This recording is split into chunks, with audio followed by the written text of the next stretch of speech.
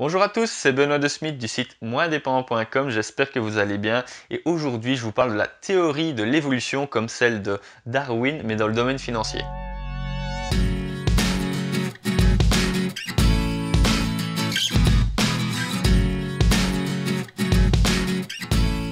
Je remarque que beaucoup de personnes désirent devenir rentier, pouvoir donc avoir une vie libre, pouvoir gagner énormément d'argent et résoudre énormément de leurs problèmes rapidement et de faire clac comme ça et devoir trouver un raccourci pour y arriver, une astuce magique qui nous permet d'y arriver.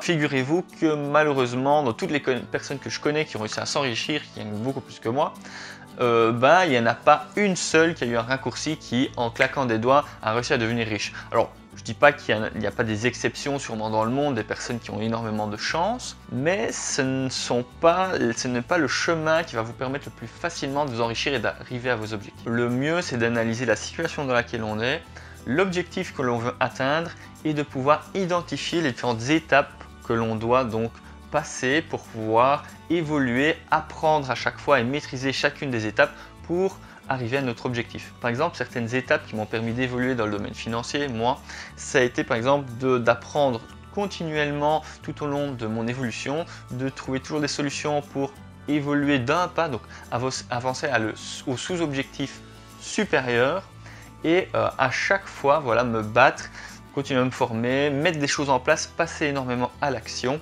gagner de l'argent, économiser, gérer mes finances et investir. Ici à côté de la vidéo, je mets un petit schéma qui représente quoi?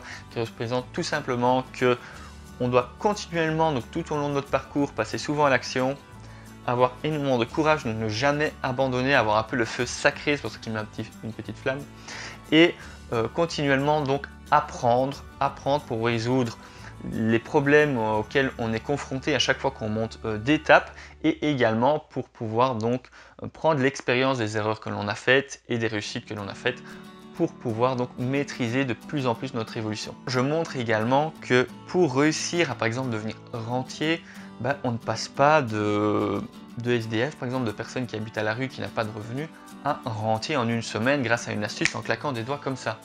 D'accord? On a toute une série de barrières psychologiques et de barrières financières à devoir franchir et à devoir dans laquelle on doit évoluer pour réussir à atteindre les compétences nécessaires pour devenir rentier. Quelles sont-elles? Dans les grandes lignes, la première, c'est quoi? C'est obtenir les capacités suffisantes pour pouvoir dans un premier temps décrocher un travail. Donc ça, c'est vendre son temps. Après, continuer à apprendre, continuer à évoluer pour réussir à décrocher un travail qui permet de mieux nous rémunérer donc en vendant son temps jusqu'à ce qu'on ait la possibilité d'avoir une marge de manœuvre, donc de gagner plus que notre niveau de vie minimum. Ça, c'est le premier palier financier, ça c'est le plus important. Donc une fois qu'on a réussi à avoir un travail avec un salaire raisonnable, là on doit se former et on doit réussir à avoir une maîtrise financière de nos rentrées et de nos dépenses parfaites pour pouvoir économiser. Là, l'économie, donc l'évolution ne passe pas sans économie. Là, lorsqu'on gère correctement ses finances, qu'on arrive à évoluer, qu'on arrive à économiser, l'étape d'après, c'est de trouver des investissements qui nous correspondent et de faire des essais, d'essayer d'investir dans différents domaines, que ce soit sur Internet, que ce soit le domaine immobilier, que ce soit des projets entrepreneuriaux dans le monde physique. Vous pouvez faire ce que vous voulez, mais à condition d'avoir donc une source de revenus stable qui vous permette donc d'économiser et de pouvoir investir dans des projets entrepreneuriaux pour pouvoir évoluer. Quand on y pense, cette évolution est tout à fait normale.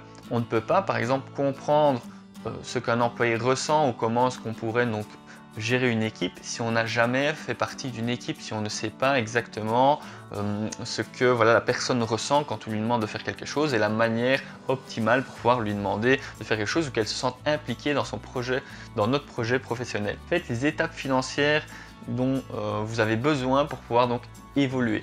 Concentrez-vous sur le pas d'après pour pouvoir obtenir les résultats souhaités et continuer d'évoluer constamment. Si vous avez apprécié la vidéo et que le domaine financier, entrepreneurial ou de l'immobilier vous intéresse, surtout en Belgique parce que je suis belge, je vous invite à cliquer ici sur la petite vignette et télécharger mon guide Une vie sans patron, c'est possible, dans lequel vous allez avoir toute une série de clés qui vont vous aider à pouvoir évoluer. Je vous invite également à cliquer sur le petit bouton j'aime pour dire à YouTube que vous avez apprécié la vidéo si vous l'avez apprécié évidemment. Et on se retrouve très bientôt dans l'une de mes prochaines vidéos. Soyez forts! Ciao!